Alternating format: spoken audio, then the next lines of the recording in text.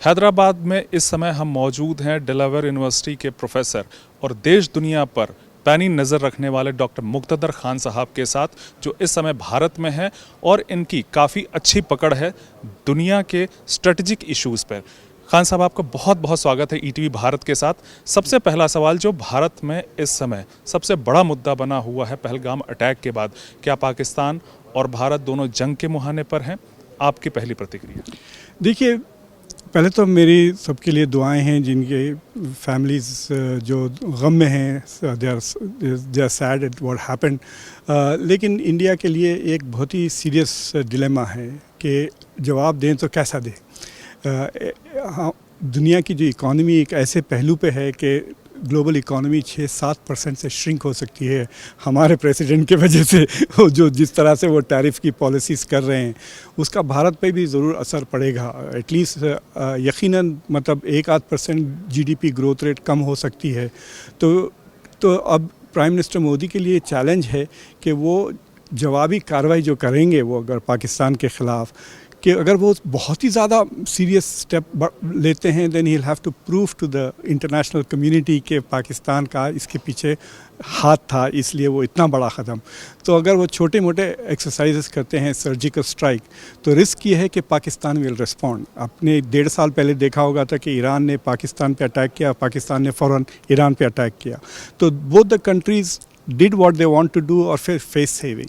तो प्रॉब्लम यह है कि पिछले 1 साल से खुद नरेंद्र मोदी, ख़ासतौर से राजनाथ सिंह, इतने बड़े बड़े बयान दिए हैं कि गिलगित बल्तिस्तान हम ले लेंगे, पीओके अब भारत का हो जाएगा, तो हाँ, तो ये घर में घुस के मारेंगे, इस तरह के जो बयानात है। और फिर जो रिपोर्ट्स भी आए कि कनाडा में और पाकिस्तान के अंदर जो इंडिया के ख़िलाफ़ जो जिन लोगों ने काम किया उनको मारा है इंडिया ने। सो द एक्सपेक्टेशंस बढ़ गए हैं। तो मुझे लगता है कि पुलवामा वाले के बाद का जो ऑपरेशन हुआ था उससे भी public is not going to be satisfied. और इतना ज़्यादा इंडिया में रेटरिक बढ़ गया है कि they want something very serious. और अब ये जो इंडस वाटर की जो ट्रीटी इन्होंने कैंसिल की है, एक्चुअली कोई लोग इस पर नज़र नहीं रख रहे। पिछले 18 महीने से इस पर बहस चल रही है। The treaty is nearly over, तो रीनेगोशिएशन चल रहा है। तो प्राइम मिनिस्टर मोदी ने जो किया है उसको खाली रीनेगोशिएशंस को रोक दिया है, इसने ट्रीटी नहीं तोड़ी।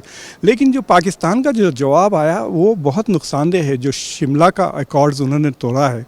देखिए, जब भी आपको याद होगा एक बार ओबामा ने इंटरफियर किया था कि मैं इस रिजोल्यूशन को करूंगा।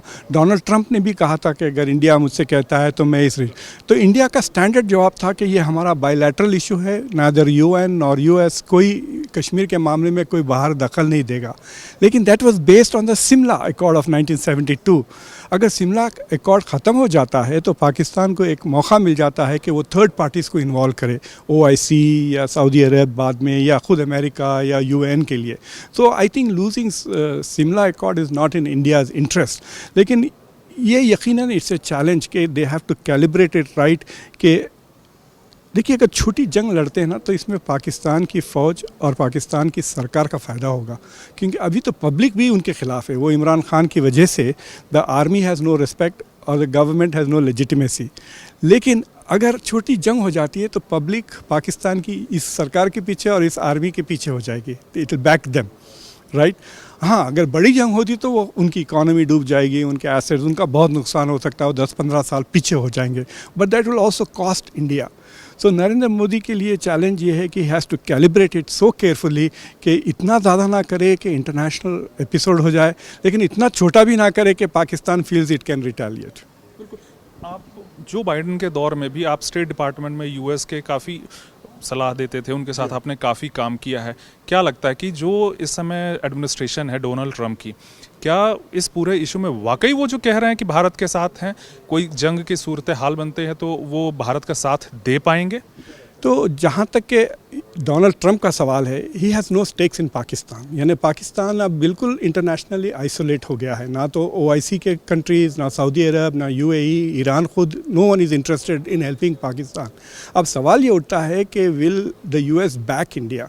मुझे लगता है कि वर्बली बैक कर देंगे वो, कि आप कर ले, लेकिन there is nothing serious support coming to India because Donald Trump को खुद इतने प्रॉब्लम्स हो रहे हैं कि इट इज़ क्वाइट पॉसिबल कि हमारी इकॉनमी रिसेशन में चले जाएगी, फिर China is not playing the way we expected कि it will ball down, inflation बढ़ने के चांसेस है, जो इकॉनमी के जो ख़तरे हैं, तो he is very internally focused और वो अमेरिका के कल्चर को, पॉलिटिक्स को बदलना चाहते हैं, so is not interested in ये पेरिफेरल इश्यूज़। लेकिन he wants India is an important country, 5th biggest economy है, इंडिया के साथ ताल्लुकात है, सो यू कैन से कि अगर India does not do something really major जिसके वजह से अमेरिका पे दबाव पड़े कि भाई इससे ग्लोबल ऑर्डर पे असर पड़ रहा है, then America has to step in.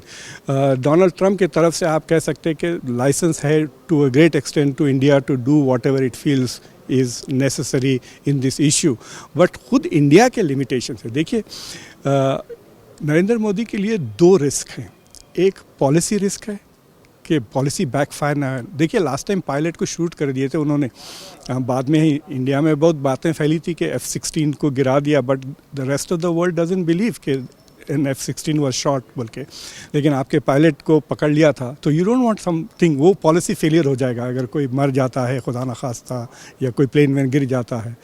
But फिर पॉलिटिकल रिस्क भी है कि if the public is not happy कि आपने उनको इतना जैकअप कर दिया है rhetorically, they are expecting you to do something big, और आपने चेपे दी शोरबा कर दिया, तो फिर वो नहीं होने वाला है। So he has to face both the political risk. और मैं actually I was very surprise to see कि पहली बार मैंने कांग्रेस के पास से भी एक सख्त सवाल देखा कि जब उन्होंने पूछा, देखिए ये this is an intelligence failure. पिछले कई महीनों से इंडिया की जो इंटेलिजेंस है, मतलब रॉ की इतनी बड़ी बड़ी बातें करते हैं, बांग्लादेश का मिस कर दिया उन्होंने पूरी तरह से। इट्स अ कंप्लीट डिज़ास्टर कि आपको इंटेलिजेंस कुछ पता ही नहीं था कि बांग्लादेश में क्या हो रहा है। और अगर इंडिया के जो एलिगेशंस है कि ये रिजीम चेंज अमेरिका ने करवाया, तो आपको नहीं पता था। फिर वो जो कनाडा में जो करवाया, उसके बाद अमेरिका में जो पकड़ा गया रॉ का एजेंट, तो दैट इज शोज़ कि there has been a consistent intelligence failure India में। अब ये भी दे डिडंट नो, तो उसका देयर इज़ नो अकाउंटेबिलिटी। तो there is some pressure coming now from Congress कि भाई ये इंटेलिजेंस फेलियर है, इसके बारे में बताया। फिर सिक्योरिटी भी फेलियर है। मैं एक शो करता हूँ, तो मेरे शो पे एक साहब ने आके कहा कि खान साहब मैं तो I am just an ordinary person, मैं भी वेकेशन पे गया था, लेकिन मैं वो जो मेडो बैसरान कहते हैं ना, तो ही सेड कि मैं अपनी तरफ से जज करा कि it was not safe and I didn't take my family there. एक ही में 2 सवाल मैं कर लेता हूँ। पहला, यूएस के से अभी जेडी वैंस आए थे उपराष्ट्रपति यहाँ पर, वाइस प्रेसिडेंट, उन्होंने कहा कि पहली सक्सेस हमें मिल चुकी है डीलिंग में ट्रेड नेगोशिएशंस में। क्या लगता है कि कितना असर पड़ेगा? क्या अमेरिका भारत की शर्तों के हिसाब से चलेगा या वो अपनी शर्तें थोपेगा? एक दूसरा, इसी से जुड़ा हुआ, जो आप यहाँ पर आए हैं, इस समय भारत समिट में हिस्सा ले रहे हैं, क्या लगता है कि कितनी दूर तक ये आवाज़ सुनी जाएगी? तो जेडी वैंस जो आए हैं, it was a very interesting thing कि जेडी वैंस की जो बेगम है इसी इलाके से हैं। मतलब हम लोग जब इंडिया छोड़ के गए थे, I think we both left Andhra Pradesh which was undivided, तो हम दोनों एक ही स्टेट से हैं। ये बात तो सेक्रेटरी ऑफ ट्रेजरी ने भी कहा कि India is probably going to be the first country to have a bilateral trade agreement. देखिए it's not a free trade, it's a bilateral trade, यानी डिफरेंट आइटम्स पे डिफरेंट रेट्स होंगे। मुझे लगता है कि इंडिया ने ऑलरेडी, देखिए पहले ही कंसेशंस कर दिए थे, नेगोशिएशन से पहले ने इंडिया ने टैरिफ्स गिरा दिए थे। फिर इंडिया ने ऑलरेडी, जो सबसे ज़्यादा डोनाल्ड ट्रंप को गुस्सा है कि ट्रेड बैरियर्स भी हैं, it's not just tariffs, trade barriers हैं, टैरिफ्स हैं, और जो इम्बैलेंस है, तो उस पर मजबूर कर रहे हैं। अब किसी ने गौर नहीं किया, पिछले चंद हफ्ते पहले इंडिया ने रफ़ाले ख़रीद लिए हैं $7.4 बिलियन के। तो मुझे हैरत हुई कि अमेरिका में किसी ने नोटिस नहीं किया कि अगर इंडिया 7.4 रफ़ाले पे खर्च कर रहा है, तो फिर F-35 के लिए पैसे कहाँ रहेंगे, right? Which means India is not going to buy unnecessary thing, which is very good. लेकिन वो ट्रेड जो 43 to 48 बिलियन का जो ट्रेड डेफिसिट है, उसको भरना पड़ेगा। तो ट्रंप विल डिमांड कि वो कुछ करें, आप कुछ चीज़ें खरीदें। इंडिया के लिए जो ट्रेड में सबसे ज़्यादा चैलेंजिंग चीज़ ये है कि क्या इंडिया अपनी एग्रीकल्चरल मार्केट उनके लिए खोलता है या नहीं। That is the thing. अगर वो खुल गया तो बहुत नुकसान होगा इंडिया का।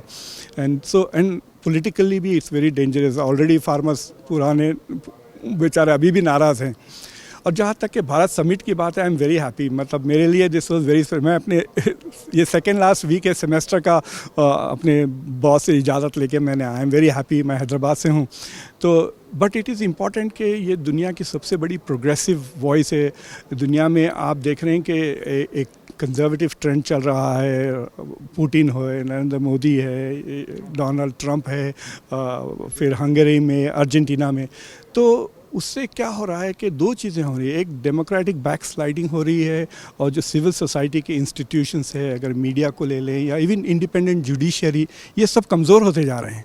तो जो प्रोग्रेसिव वॉइसेस है उनके लिए इट इज़ इम्पॉर्टेंट कि वो they come together and decide कि भाई हम कमज़ोर ज़रूर हैं लेकिन there are some things for which we need to fight. तो मैं एक्सपेक्ट कर रहा हूँ कि यहाँ से जब लोग जाएंगे दूसरी जगह, दे विल लर्न कि भाई देखिए, for example this is not this is a semi progressive party कह सकते हैं आप इंडियन कांग्रेस को, और ये state is run by a semi progressive party जहाँ पे मेजॉरिटेरियन पॉलिटिक्स नहीं चलती। तो I think that progressives will go back to their countries थोड़ा मोटिवेटेड के you know there is hope that we can fight.